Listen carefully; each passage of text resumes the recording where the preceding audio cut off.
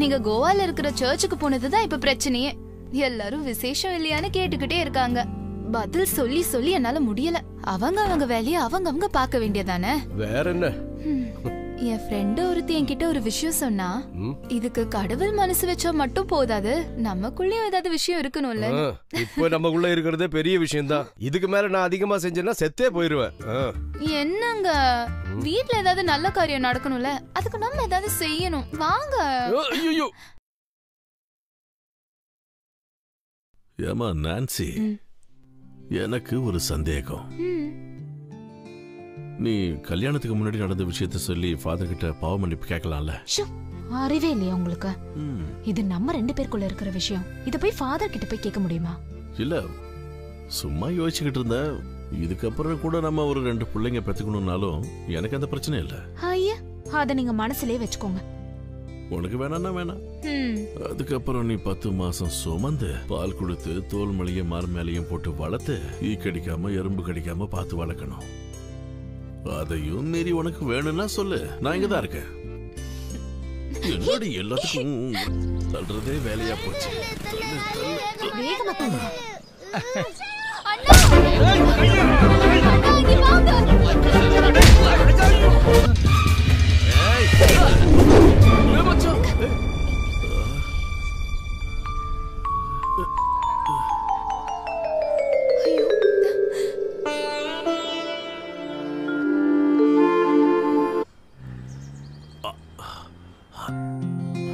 பசங்கெல்லாம் உங்களை பார்த்து கெட்டு போக போறாங்க. எதுக்கு பெருசா ஹீரோ மாதிரி போனீங்க? சரி, நம்ம ஃப்ரெண்டுக்கு ஒரு பிரச்சனை வரும்போது நம்ம பாத்துக்கிட்டு சும்மா இருக்க முடியுமா? நானா வீரமான பரம்பரையை சேர்ந்த உனக்கு தெரியாதா? என் முன்னோர்கள் எல்லாம் பெரிய படை தளபதிகள்னு என் அப்பா என்கிட்ட சொல்லியிருக்காரு. ஆனா நான் ஒரு ரவுடிய பார்த்து பயந்து ஓட மாட்டேன்னு உனக்கு தெரியாதா நான்சி? ஓ, அது எனக்கு தெரியாது பாருங்க. ஒரு நிமிஷம் இல்ல, எங்க போற? ஐயோ விடுங்க, பசங்க இருக்காங்க. இத்தனை வருஷத்துல உன் பக்கத்துல பகல்ல ஒரு நாள் கூட வரவே முடியலையே. எத்தனை நாள் உன்னை கேட்டிருக்கேன். எப்ப பார்த்தாலும் இந்த வீட்டுல யாராவது இருந்துகிட்டே இருக்காங்க. பிள்ளைங்களும் வேலைக்காரங்களும் இல்லாத நேரத்துல நான் உன்னை தனியா சந்திக்கத்தான் பிளான் பண்ணி இந்த அடியவே வாங்கின தெரியுமா? என்னங்க நீங்க எப்ப பாரு நடக்காத விஷயத்த பத்தியே யோசிச்சுக்கிட்டே இருக்கீங்க. நடக்கும், நடக்க வைக்கிறேன். என்கிட்ட ஒரு நல்ல ஐடியா இருக்கு. என் புத்தியை யூஸ் பண்ண போறேன். இந்த நாளை நான் மிஸ் பண்ண போறதில்ல. பாக்குறியா?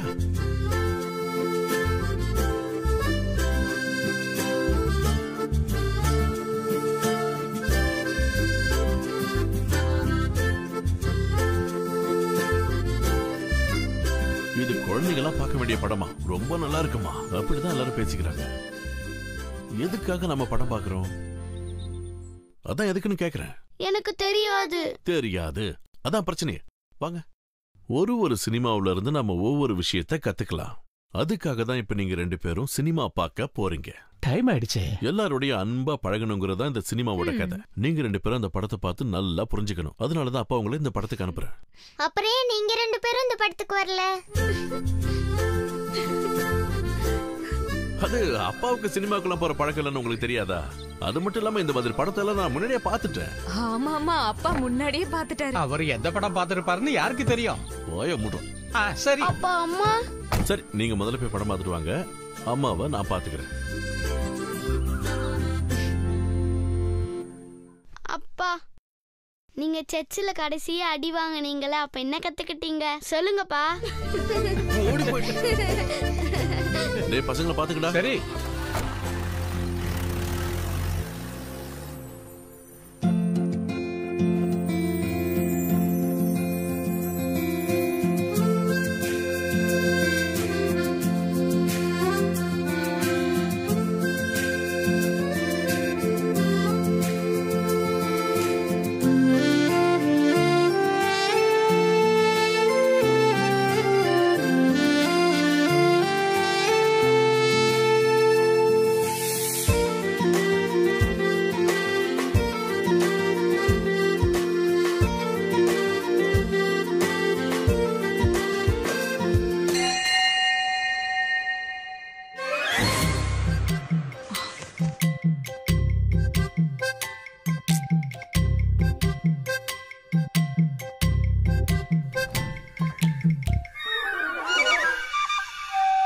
என்ன விஷயம் எல்லாரும் இந்த நேரத்துல இங்க வந்திருக்கீங்க? என்னத்த சொல்றது, எங்க வீட்ல கரண்ட் போய் 2 மணி நேரம் ஆகுது. உடனே வர மாதிரியும் தெரியல. அங்க லைன்ல ஏதோ வேலை பாக்குறாங்க. பசங்க ஏதோ டிவில சினிமா பாக்கணும்னு சொன்னாங்க. அங்கேயே ஏன் நின்னுட்டு இருக்கீங்க? சீக்கிரமா வாங்க உள்ள. இது நம்ம வீடு தானே, எதுக்கு வெக்கப்பட்டுட்டு நிக்கிறீங்க? எங்க உங்க வீட்டுக்கார காணோம்? அவர் எங்க உளுந்து கிடக்குறாருன்னு யாருக்கு தெரியும்? ராத்திரியானாதான் வருவாரு 4 கால்ல. அதுக்கப்புறம் நான் ஏதாவது பேச முடியுமா? மூக்கு மேல கோவம் வந்துரும். தெரியாம தப்பா ஏதாவது பேசிட்டா என்ன அடிப்பாரு. வாங்கடி உள்ள. இல்ல உங்க வீட்டுக்காரர் இருந்திருந்தாருன்னா எல்லாரும் ஒன்னா சேர்ந்து ஒரு குடும்ப படம் பாத்துருக்கலாம். அதனாலதான் கேட்டேன், வேற ஒண்ணும் இல்ல. அவர் இல்லாம இருந்தாதான் எங்களுக்கு ரொம்ப நல்லது. சரி, நீங்க மட்டும் போய் படம் பாருங்க. என்ன அந்த டிவி ஆன் பண்ணி விடு, அவங்க சினிமா பாக்கட்டும் போ. இந்த காலத்துல இப்படி ஒருத்தவங்க கிடைக்கிறதுக்கு நாம கொடுத்து வச்சிருக்கணும். ஆமாமா, கரெக்ட் தான். நான் இந்த டெல்லிங்கிற பேரே நியூஸ் பேப்பர்ல தான் பார்த்துருக்கேன். அப்புறம் அந்த ரிபப்ளிக் டேக்கு கொடி ஏற்றுவாங்கல்ல, அதையும் டிவியில் பார்த்துருக்கேன். அதெல்லாம் பார்த்து பார்த்து சலிச்சு போச்சு. ஒருவேளை இதெல்லாம் தெரிஞ்சு வச்சுக்கிட்டாலும் நம்ம வீட்டில் நடக்கிற பிரச்சனை எல்லாம் சரியாயிடுமா என்ன சொல்லு? இந்த அரசியல்வாதிங்க பண்ற பாவத்தை எங்க போய் தீர்த்துக்க போறானுங்களோ தெரியல. என்ன நீங்க இன்னைக்கு டெல்லி புராணமா பேசிட்டு இருக்கீங்க? அது ஒன்றும் இல்லை நான்சி. கொஞ்ச நேரத்துக்கு முன்னாடி சன்னி ஃபோன் பண்ணியிருந்தான். ஏதோ டெல்லி பிரச்சனைன்னு சொல்லிக்கிட்டு இருந்தா. ஆனால் எனக்கு ஒன்றும் புரியல. அந்த டெல்லி இங்கிருந்து ரொம்ப தூரத்தில் இருக்கு. ஆனால் இங்கே இருக்கிற சன்னிக்கு அதனால எவ்வளோ பிரச்சனை வருதுன்னு சொல்லிக்கிட்டு இருக்கான். அதான் எனக்கு ஒன்றும் புரிய மாட்டேங்குது. எப்போ பார்த்தாலும் பிரச்சனை பிரச்சனை.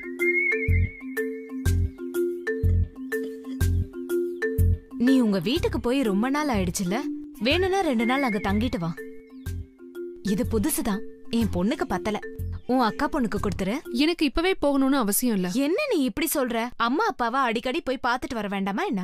நீ எப்ப திரும்பி வந்தா போதும்னு நான் மேரி அம்மா கிட்ட சொல்லி அனுப்பி விடுறேன். நானே வீட்டுக்கு போகணும்னு கிஞ்சி கேட்டா கூட நீங்க என்ன வீட்டுக்கு போக விட மாட்டீங்க. என்னாச்சுக்கா உங்களுக்கு? இங்க ஏதோ விசேஷமாக்கா? ஒரு விசேஷமும் இல்ல. நீ எதுக்கு தேவையில்லாத விஷயத்தெல்லாம் கேட்டுட்டு இருக்க? நான் ஒருவேளை எங்க வீட்டுக்கு போனாலும் போவேன். அதனால்தான். நேரம் ஆயிடுச்சு பாரு. அது இதுன்னு சொல்லிட்டு இருக்காம நீ வராண்டால போய் நிலை. இதோ வர. ஹரி கிட்ட சொல்லிருக்க உன்னை வீட்டுல டிராப் பண்ண சொல்லி. நீ எங்க கிளம்பிட்ட? அக்கா என் வீட்டுக்கு போயிட்டு வர சொன்னாங்க, அதான் போறேன். நீ என்ன எனக்கு இப்படி ஒரு சர்ப்ரைஸ கொடுத்துட்ட? நீ இவ்ளோ சீக்கிரம் அதுக்கு ஒத்துக்குவோன்னு நான் கனவுல கூட நினைச்சு பார்க்கல. உன்னை சமாதானப்படுத்துறது ரொம்ப கஷ்டம்னு நினைச்சுக்கிட்டு இருந்தேனே. இது என்ன நடக்காத விஷயமா? அவங்க என்ன லவ் தானே பண்ணாங்க. அவங்களும் மனுஷங்க தானே. அவங்களும் வாழ வேண்டாமா? அவங்கள வர சொல்லிட்டு நீங்க இப்படி நின்னுட்டு இருந்தா எப்படி? வீட்டை இப்ப நாம தான் சுத்தம் பண்ணி வைக்கணும். வேலை செய்யறவங்கள அனுப்பிட்டா நம்ம தானே சுத்தம் பண்ணி வைக்கணும்.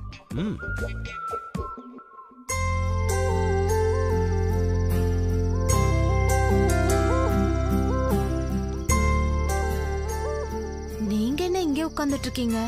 சன்னி அண்ணா அந்த லவர்ஸ கூட்டிட்டு வரேன்னு சொன்ன டைம் எப்பவோ முடிஞ்சு போயிடுச்சு. பசங்க எல்லாம் தூங்கிட்டாங்களா நான்சி? அவங்க 2 பேரையும் எப்படியோ கஷ்டப்பட்டு தூங்க வச்சுட்டேன். சந்தோஷம். அதுக்கு தான் நான் பயந்துட்டு இருந்தேன். ஒருவேளை அவங்க சீக்கிரம் வந்தாங்கன்னா அவங்க யாருன்னு பசங்க கிட்ட என்ன போய் சொல்றதுன்னு நான் யோசிச்சுக்கிட்டே இருந்தேன். அது இல்ல, என்ன பண்ணிட்டு இருக்கீங்க நீங்க? சும்மா உட்காந்து டைமை வேஸ்ட் பண்ணாம வந்து சாப்பிட்டுட்டு படுத்து தூங்குங்க. அது கரெக்ட். நீ சொல்றது நல்லா இருக்கா? அவங்கள நாம வர சொல்லியிருக்கோம். நாம சாப்பிட்டுட்டு தூங்கும் போது அந்த டைம்ல அவங்க வந்தாங்கன்னா அது நல்லாவா இருக்கும்? இதெல்லாம் நீ யோசிக்கிறது இல்லையா? அப்புறம் சன்னி தப்பா நினைக்க மாட்டானா? இவன் என்ன போன் ஆஃப் பண்ணி வச்சிருக்கான்? அதனாலதான் நான் சொன்னேன் அவங்க இதுக்கு மேல வரமாட்டாங்கன்னு. நீ ஒன்னும் அவசரப்படாத நான்சி. நம்ம தூங்குற நேரம் இன்னும் வரலையே. சரிவா, கொஞ்ச நேரம் இங்க உட்கார். நான் அங்கேயே உட்கார்ந்துக்கிறேன்.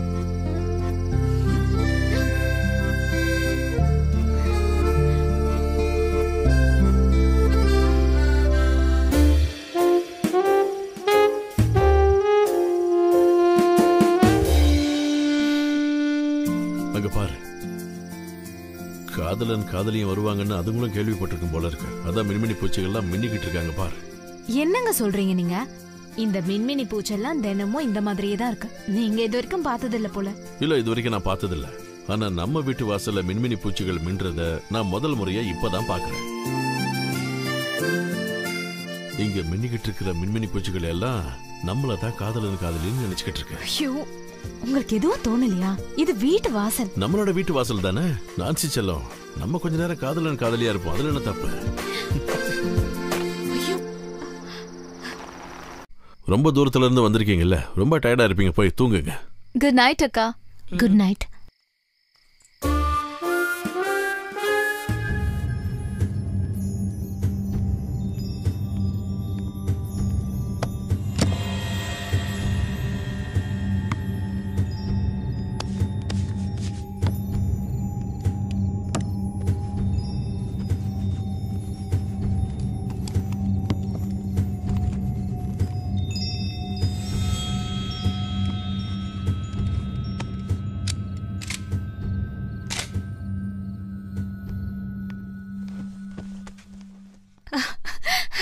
இப்ப எதுக்கு துப்பாக்கியை தூக்கிட்டு வரீங்க? இதுல சிரிக்கிறதுக்கு என்ன இருக்கு நான்சி? இது என்னோட அப்பாவோட துப்பாக்கி. எவ்வளவு மிருகங்களையும் பறவைகளையும் சுட்டு கொண்ட துப்பாக்கி இது தெரியுமா? ஆனா இப்ப இது ஒரு காதலனையும் காதலியையும் காப்பாத்த போகுது. நாளைக்கு பசங்க இவங்க யாருன்னு கேட்டா நம்ம என்ன சொல்றது? நம்மளோட சொந்தக்காரங்க டெல்லியில இருக்காங்கல்ல, அவங்களோட ஃப்ரெண்டுன்னு சொல்லுங்க, அவ்வளவுதான். ஆனா இத அவங்க 2 பேர்கிட்டயும் நம்ம சொல்லிடுறது நல்லது. இல்லனா நாம ஒண்ணு சொல்லுவோம், அவங்க வேற ஒண்ணு சொல்லுவாங்க. அப்புறம் கண்டிப்பா பசங்க சந்தேகப்படுவாங்க. உன் பிள்ளைங்களாச்சு. என்ன சொன்னீங்க? ஏன் பிள்ளைங்களா? அப்ப உங்க பிள்ளைங்க இல்லையா? அவங்க நம்ம குழந்தைங்க, புரியுதா? நீ எதுக்கு வீணா டென்ஷன் ஆகுற நினைச்சி? அதெல்லாம் ஒண்ணு இல்ல, நான் சும்மா விளையாட்டுக்கு தான் சொன்னேன். அதை விட நீ என்ன கொஞ்சம் நல்லா கட்டி பிடிச்சிக்கோ. அப்புறம் அந்த காதலன் காதலி விஷயத்துல நான் கொஞ்சம் தெம்பா இருப்பேன். அதனால சும்மா இருக்கீங்களா? எனக்கு நல்லா தூக்கம் வருது. இப்ப அவங்க என்ன பண்ணிக்கிட்டு இருப்பாங்க கொஞ்சம் யோசிச்சு பாரு. எல்லாரும் உங்கள மாதிரி தான் இருப்பாங்களா? இந்நேரம் அவங்க கோரட்டை விட்டு தூங்கிக்கிட்டு இருப்பாங்க. அவங்கள பத்தி யோசிக்காம ஒழுங்கா படுத்து தூங்குங்க.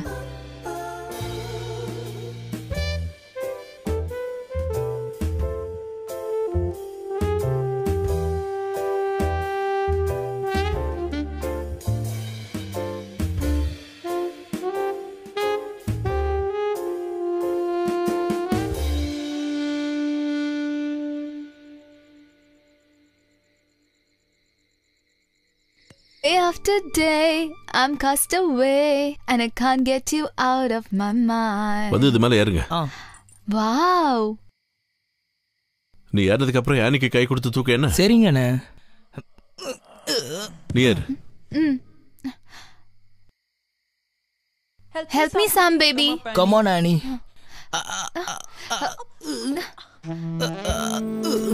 Come on, Annie. அப்படிதான். மேலே ஏறு. ஹெல்ப் பண்ணுங்கண்ணே. Please, uncle. பாத்து. Pull.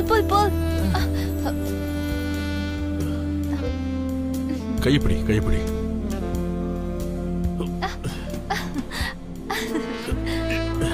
Up. Pull. நான்சி மட்டும் வந்துடக்கூடாது கடவுளே.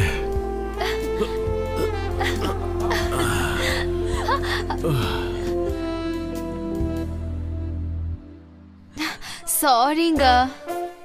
என்னங்க வா? அப்பா அங்கிள்.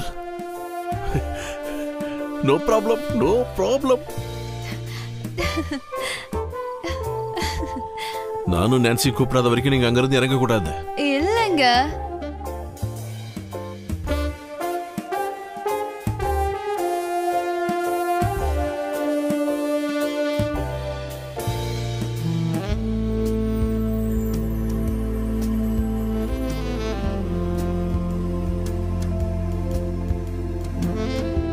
இந்தாங்க காஃபி. ஜோசப் வராண்டாலே படுத்துக்கிறேன்னு சொன்னா, நான் போய் பாயும் தலகாணியும் எடுத்துட்டு வரேன்.